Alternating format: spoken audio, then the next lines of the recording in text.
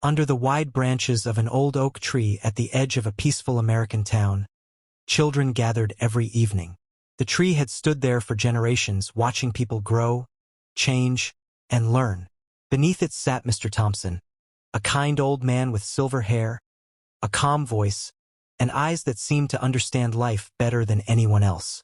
The children loved him, not because he gave them sweets or toys, but because he gave them something far more valuable: wisdom.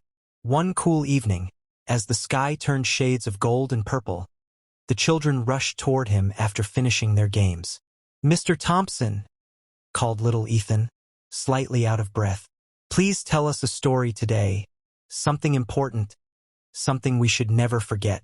Mr. Thompson smiled, adjusting his glasses. "All right," he said softly. "Today, I'll tell you a story about the heart, and why it must learn patience before it learns love." The children settled down, forming a circle around him. "Many years ago," Mr. Thompson began, "there lived a boy named Daniel Carter. He was one of the brightest students in his school, curious, hardworking, and full of big dreams. He wanted to become an engineer one day and build things that would help people.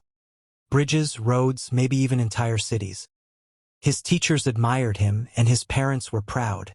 Daniel had a clear path ahead of him. But like many young people," Mr. Thompson continued, "Daniel didn't yet understand his own heart. When Daniel was 16, a new student joined his class.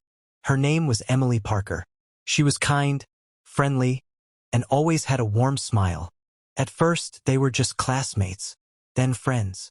But slowly, Daniel began to feel something stronger. He thought about her constantly.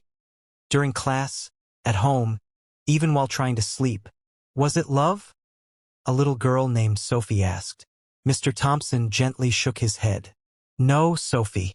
It felt like love, but it was actually immature attachment. At a young age, emotions can feel very powerful, but they are not always guided by understanding or responsibility." As days turned into months, Daniel's life began to change, but not in a good way. He started ignoring his homework. He stopped preparing for exams. Instead, he spent hours waiting to talk to Emily, walking her home, and thinking about her. His grades dropped. His teachers grew concerned. His parents tried to talk to him, but Daniel believed that nothing mattered more than his feelings. He told himself, "This is love. This is what matters most." One day, Mr. Thompson said quietly, Emily came to school with sad news. Her family was moving to another state because of her father's job. The children leaned in closer.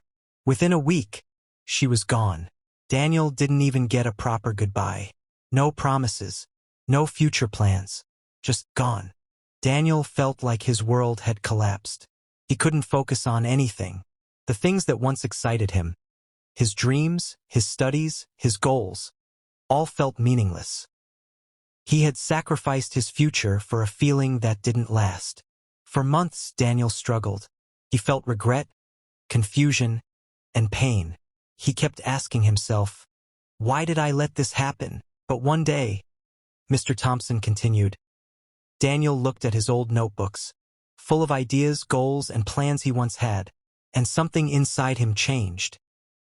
He realized that he had mistaken temporary emotions for lifelong commitment. He understood that he wasn't ready, not mentally, not emotionally, and not responsibly. Daniel decided to rebuild his life, but it wasn't easy. He had to study harder than ever before. While others moved ahead, he was trying to catch up. He felt embarrassed at times, but he didn't give up. Slowly, his grades improved, his confidence returned, and most importantly, his purpose came back. Years later, Daniel did become an engineer, but he never forgot the lesson he learned at 16. Mr. Thompson looked around at the children, his voice calm but firm. "Children, your heart is powerful, but it needs guidance.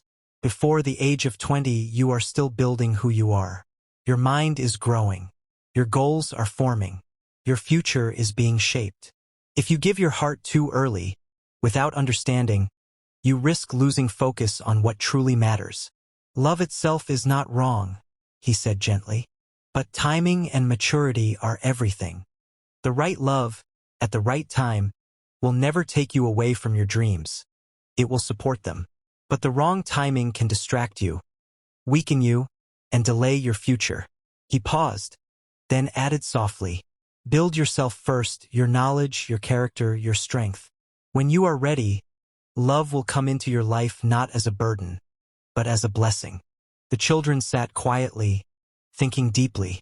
Ethan finally spoke, Mr. Thompson, so we should focus on becoming strong first? Mr. Thompson smiled warmly. Exactly, because when you become the best version of yourself, you won't just find love. You'll be ready to protect it and make it last. The sun had set, and the stars now filled the sky. One by one, the children got up and walked home. Not just with a story, but with a lesson that would guide them for years to come.